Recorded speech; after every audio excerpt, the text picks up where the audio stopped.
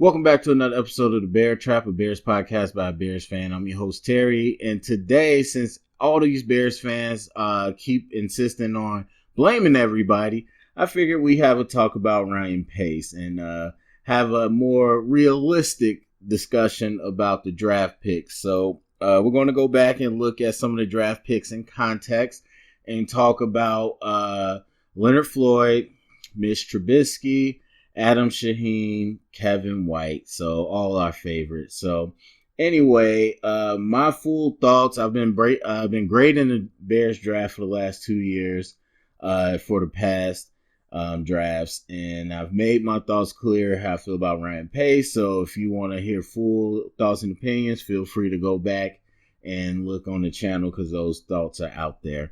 But today I'm going to come at it from my point of view, as I always do, but as a person that actually covers the draft.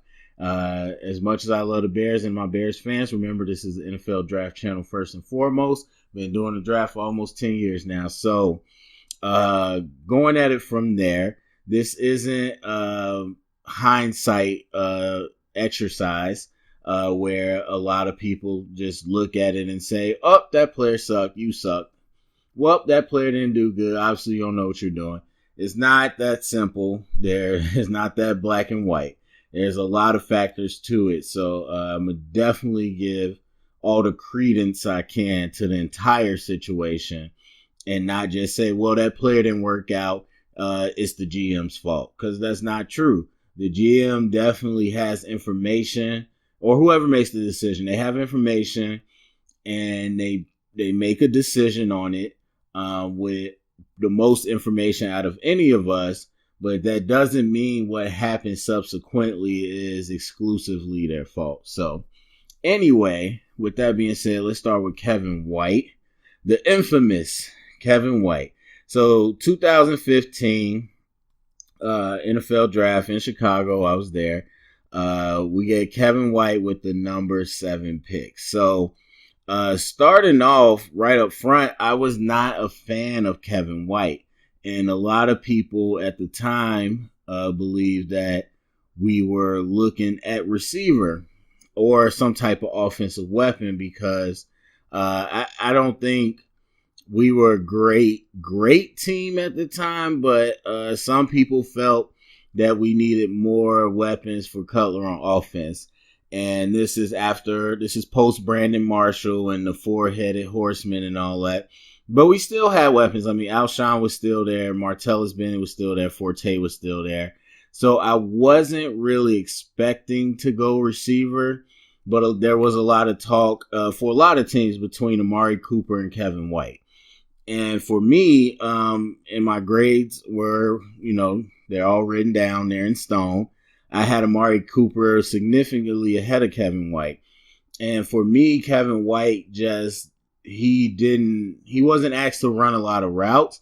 Now, I'll tell you what, since then, I've grown as an evaluator. That doesn't always mean the most, because the one person in the league now that everybody loves to slurp on is Michael Thomas for the Saints. And guess what? He didn't run a lot of routes either in Ohio State. Very rarely asked to run like precise routes or NFL style routes. So he had a very limited tree, but obviously that doesn't mean you can't go on and do well. But at the time, I knocked Kevin White very heavily for that because I only seen him run 3 things: a bubble, a hitch, and a vertical. And I understood he was a physical specimen. He blew the combine up, but to me, between him and Cooper, not even close. Now, Cooper ended up going real early to the Raiders, as people talked it was a possibility. So it wasn't like Pace picked White over Cooper. I don't know if he would have, but at that time, I'm just like, okay, Cooper wasn't there, so I understand. The target that I really wanted was Leo Williams out of USC, who has now proven to be a good player. He isn't the dynamic pass rusher that I thought he would be, but looking at our team at the time, we didn't have a lot. Our front was ugly. I mean, Pernell McPhee was a shell of himself when he got to Chicago. Shea McClellan still never really found a fit. I mean, And then that was really it. I mean, we ended up getting Eddie Goldman that draft as well, but uh, before Eddie Goldman, it was just like we didn't have a lot on that D line, and I thought Leo was definitely a next level star, and so he went the pick before us. So there was also the leeway, I think. But I think if they were in love with Leo the way I was, they would have been able to make a move to get him.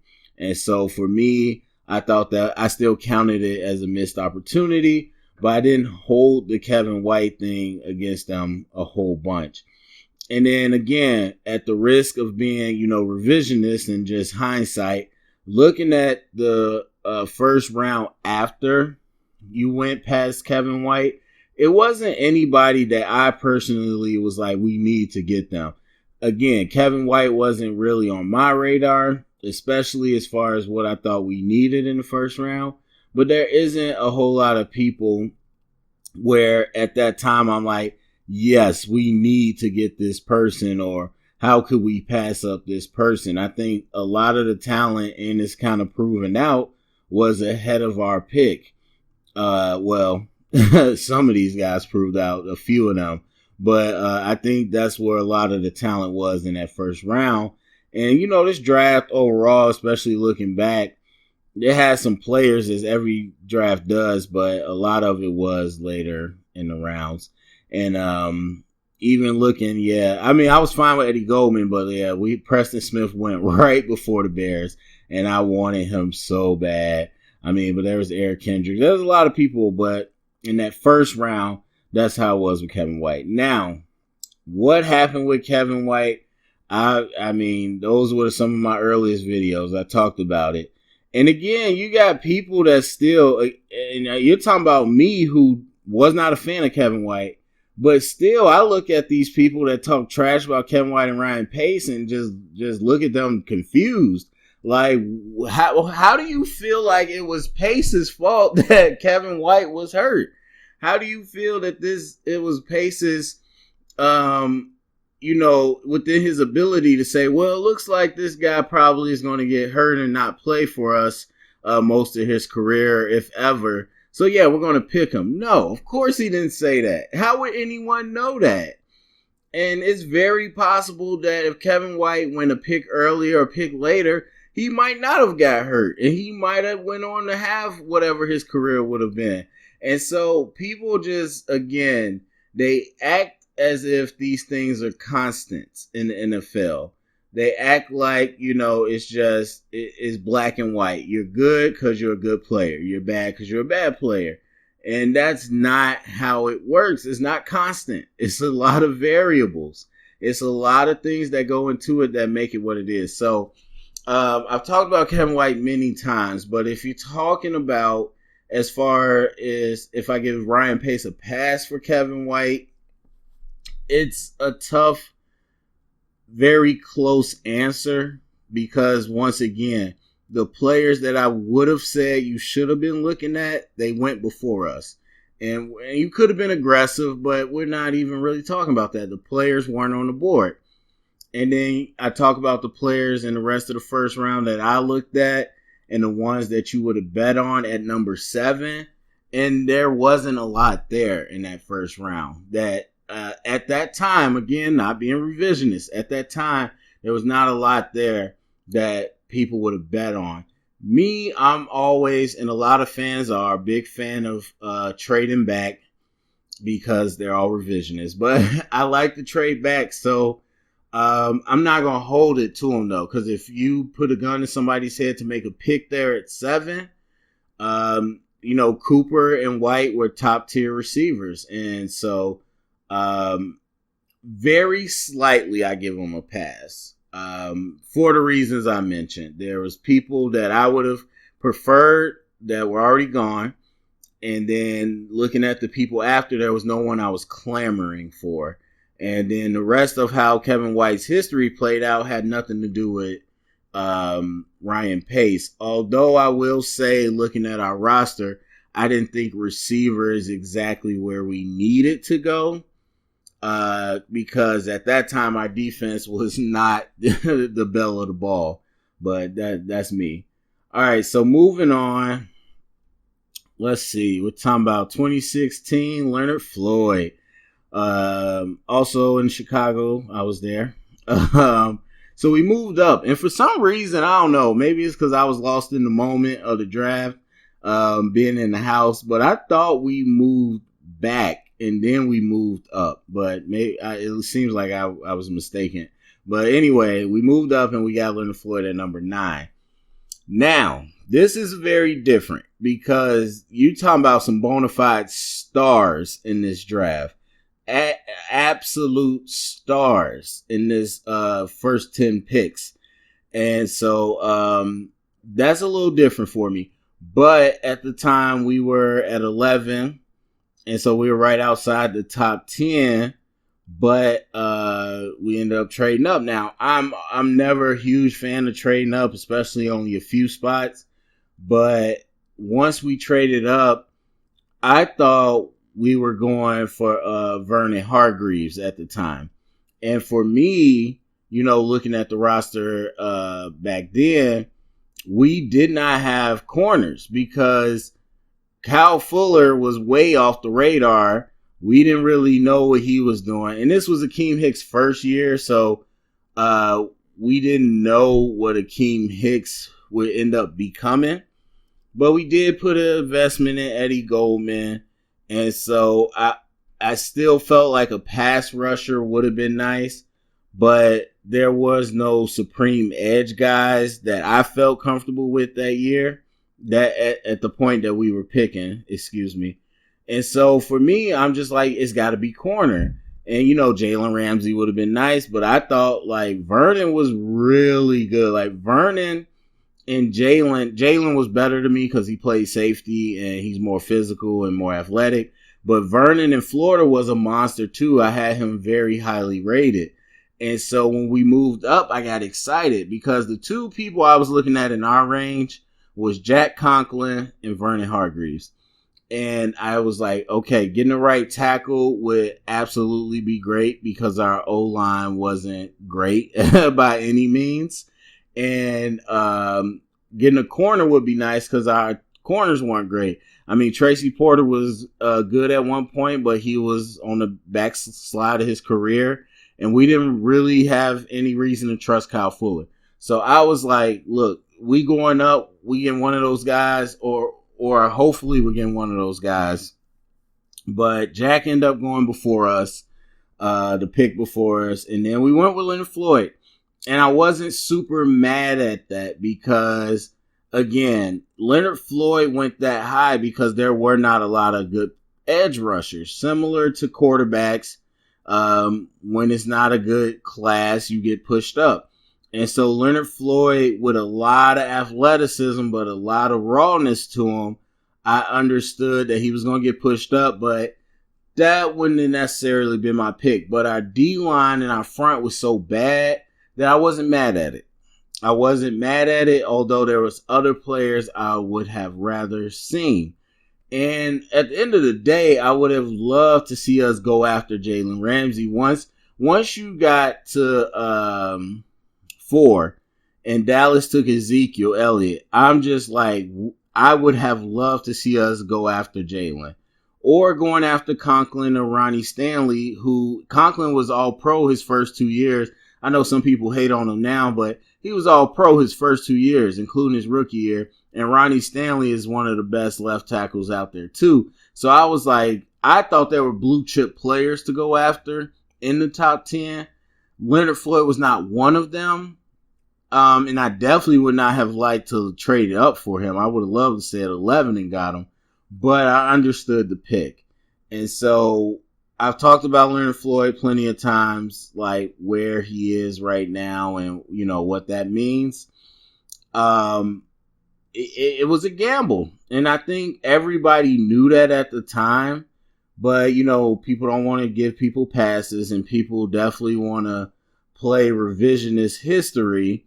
So they're not gonna sit here and admit it was a gamble. Everybody understood that. Whenever you take raw athletes and try to mold them into football players, it could miss. I think about Danielle Hunter.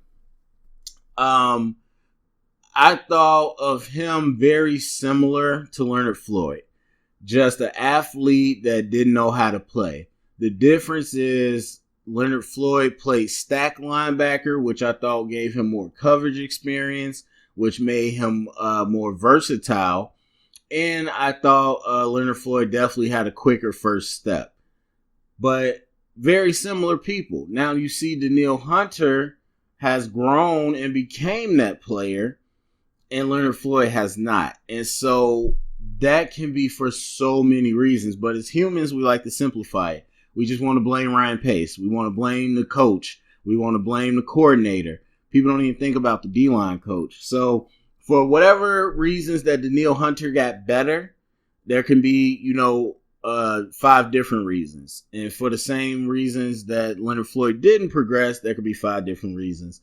At the end of the day, though, I would say if I'm giving like a pass or not for Leonard Floyd,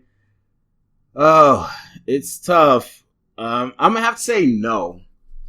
Just because, and again, this is not revisionist history for me because I actually covered the draft. A lot of those players that became stars, we felt were going to be stars in the draft community. We felt those were blue chip players, and it turned out that way. And if you're going to be aggressive, then I wish you would have been aggressive for a blue chip player. But I understand we needed pass rush. We needed pass rush all the way up until we just got Khalil Mack. So I can understand that. And it makes it so hard for me. But when I look at the Bosa, not the quarterbacks, but when I look at the Bosa, when I look at Jalen Ramsey, when I look at Ezekiel Elliott going 4, even though I didn't want Ezekiel Elliott, but the fact that he went so high pushed some other blue chip players down, we should have been attacking something more in that area. And so, again, it was a gamble, and he took the gamble at that top pick, but that's a gamble I wouldn't have personally taken, so I can't really give him a pass on it. All right, the big one, Mitch Trubisky.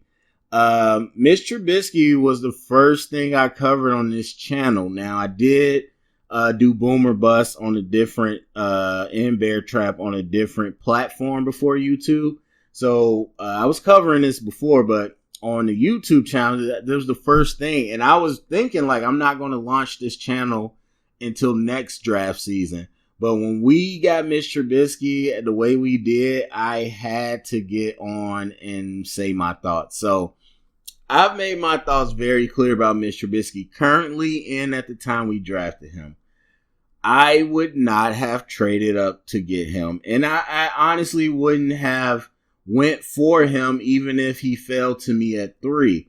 This is not about Mitch Trubisky solo. This is about all the quarterbacks, because right now people love to talk about Watson.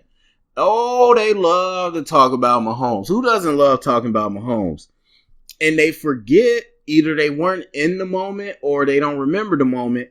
Nobody liked these quarterbacks. And I always keep saying that people like how stupid you got to be. Obviously, these guys were this and that. Well, obviously, Mahomes went 10 and Watson went 12, and that shocked everybody. Nobody thought they would go that high. Most people didn't even think they might be first-round picks, including Trubisky.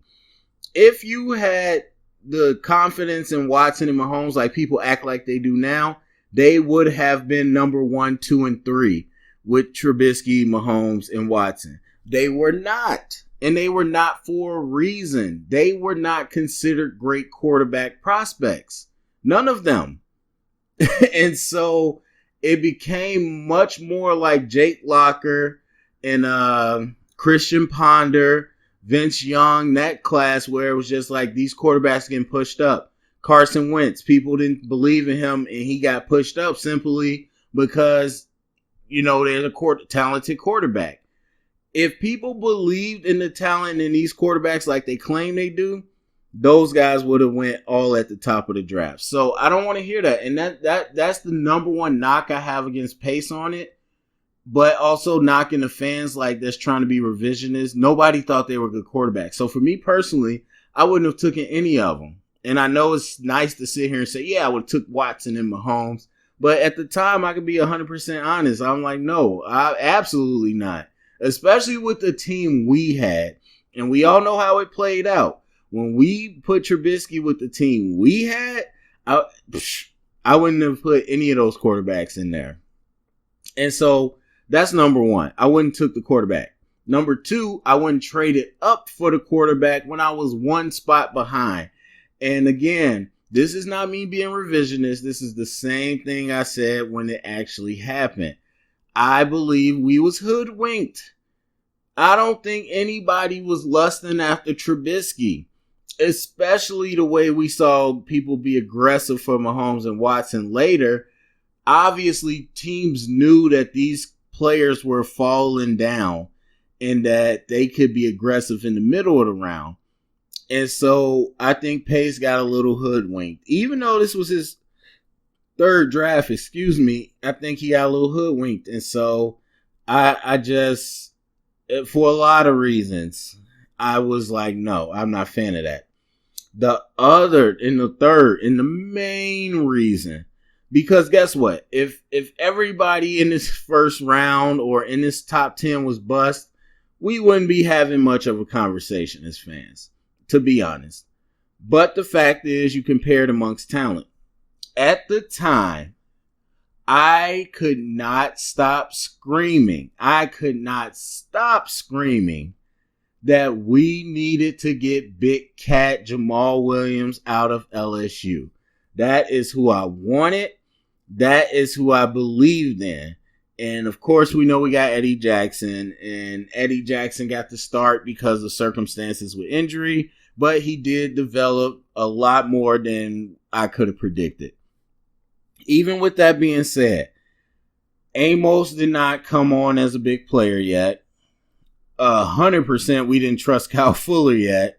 Prince was like a whatever pickup. I didn't care. No one really cared. And so we still were lacking a lot on that defense. As much as we were lacking on offense, we were in a bad place, as evidence us losing so many games. But I was like, Big Cat would change the mentality. Because at that time, Akeem Hicks was a ferocious guy, and he could be a leader. And then we brought Danny Trevathan, and I thought he'd be good too. But still, overall, I thought you insert this guy. He's going to add to what we can do in coverage, but he's going to add a new leadership dynamic that the Bears have been missing since Urlacher. And we're sitting here in 2019, and we can say that's been justified. Everyone believed that Jamal was an A+ guy in the locker room as well as on the field. And I thought he answered every question in the offseason, and I wanted Big Cat so bad. And it just reminded me of losing Leo the Lion back in 2015, where it was just like the Jets got another guy I loved. And of course, the Jets didn't go on to do a lot, but it's just like Big Cat was, to me, hands down, outside of Myles Garrett, the top guy to get. And I was a big fan of Christian McCaffrey. I thought he was my top back.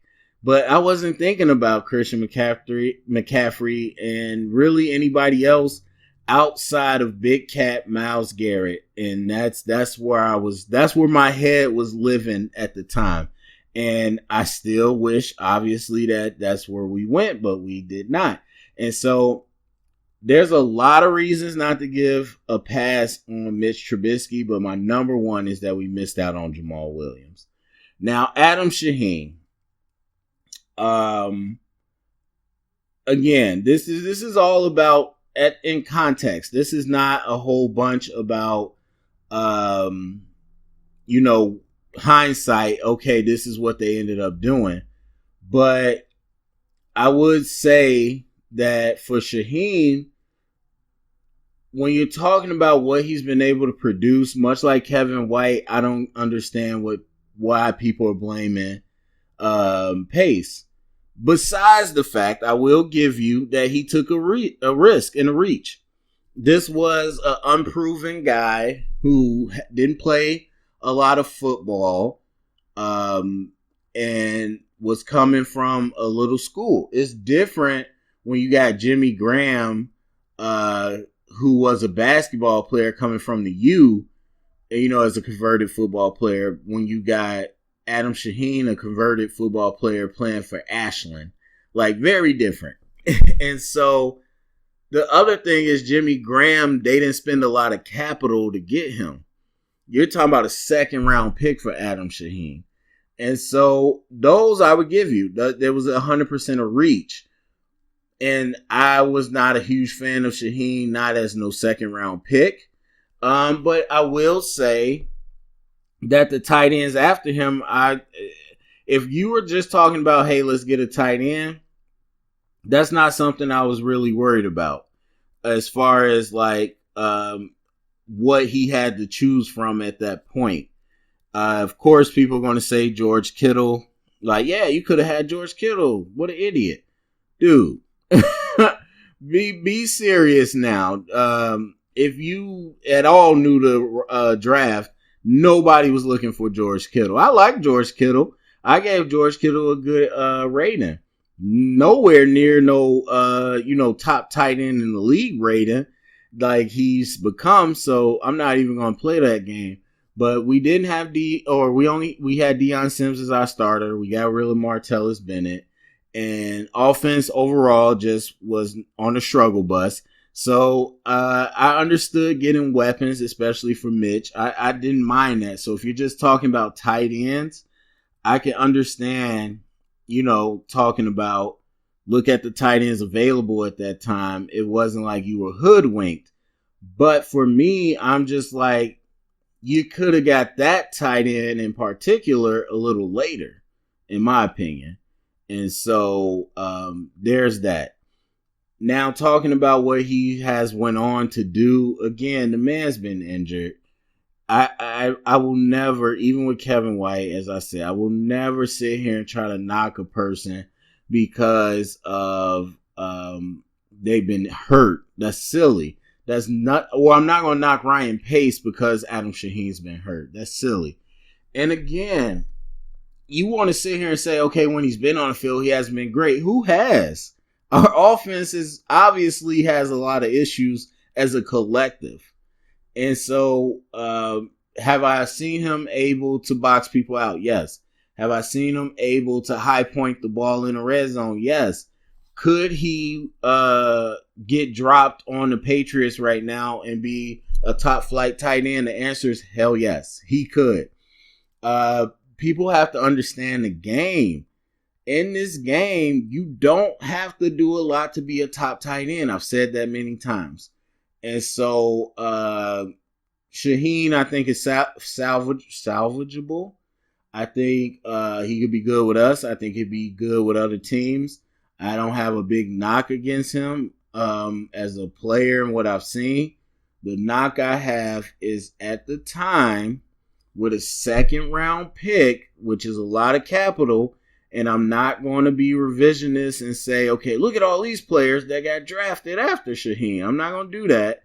But I will say, as a person that at the time was like, yo, I don't know about Adam Shaheen in the second round, I hold that against Ryan Pace. And so if I'm going to say, do I give him a pass for Adam Shaheen in the way it's worked out, or do I, hold it against him? This one's tough too, because again, balancing the two, because the fact is, whether he took a risk or not, if Adam Shaheen was a two-time Pro Bowler right now, people will be like, hell yeah, you won the risk. But again, I don't think he's come out and shown that he just sucks. I think he's come out into a bad situation like the rest of the offense has. And I do believe he has actual talent. So balancing those two by a slight margin, I give him a pass for Adam Shaheen. So there you go. So to wrap it up, as a realistic look at it all, Kevin White, I give Pace a pass for that. So that's one pass. Leonard Floyd, I don't give him a pass for that. So that's 1-1. After that, you got Trubisky. I don't give him a pass for that. That's 1 and 2. And then Adam Shaheen, I give him a pass. So that's 2 and 2. So to me, and I've said it in my feelings before, I believe it was before the season started, I did my thoughts on Ryan Pace. And I said I think he's down the middle, and I think he's average, and that kind of bears out. I give him 2 and 2 passes. And then, of course, you can have the conversation about the late round picks that he has and all that. But the main conversation that everybody's having are those guys. And I'm, as far as those, I give him 2 passes, and 2 of them I hold against them. So anyway, I'm opening up for the conversation. People want to debate me on this. Go ahead and comments. Let me know what you think. Share it around. Get the conversation started. Thumbs up, subscribe, and remember, stay up and bear down.